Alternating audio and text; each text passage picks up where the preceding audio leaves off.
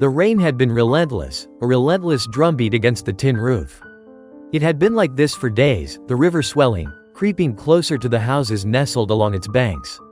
Now, the water was lapping at the front steps of Daniel's porch, a cold, gray testament to the encroaching flood. He was no stranger to these floods. He'd seen them rise, watched them recede, year after year. This time, though, felt different. The water was higher, faster, and the whimpering was coming from next door. Daniel gripped the photo frame in his hand, the image of his late wife smiling brightly, then dropped it with a sigh. He had to get out. He had to get his things, his memories. But that whimpering, it was a desperate, pained sound, a sound that cut through the roar of the flood. He looked at the house next door, a single-story bungalow, its windows already submerged. The whimpering was coming from inside. He knew what he had to do. Daniel dashed to the garage, his heart hammering.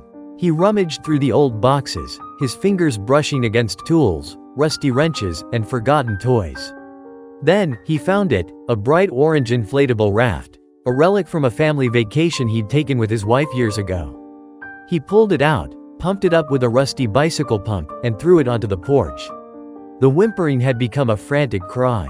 He couldn't leave them. He couldn't. He waded into the water, the chill numbing his legs, the current tugging at his boots.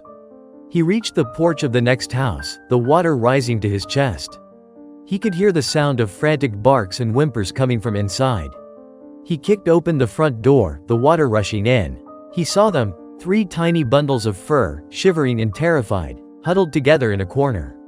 They were puppies, still small and vulnerable, their big, brown eyes wide with fear. One by one, Daniel scooped them into the raft.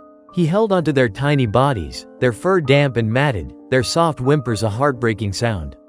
He felt a surge of anger, a sharp, cutting pain. How could someone leave their own pups to the mercy of the flood? He carried the puppies to his porch, the cold water swirling around him. He laid them down, wrapped them in a dry towel, and watched as they huddled together, their fears slowly giving way to a tentative warmth. He looked up at the sky, the rain still relentless, the river still rising. He had rescued the pups. But what about their owners? Where were they? He knew he wouldn't find them. They were gone, vanished like the river into the vastness of the flood. He looked down at the shivering pups, their eyes filled with a silent plea, a plea for help, for love. He had saved them. He had given them a second chance.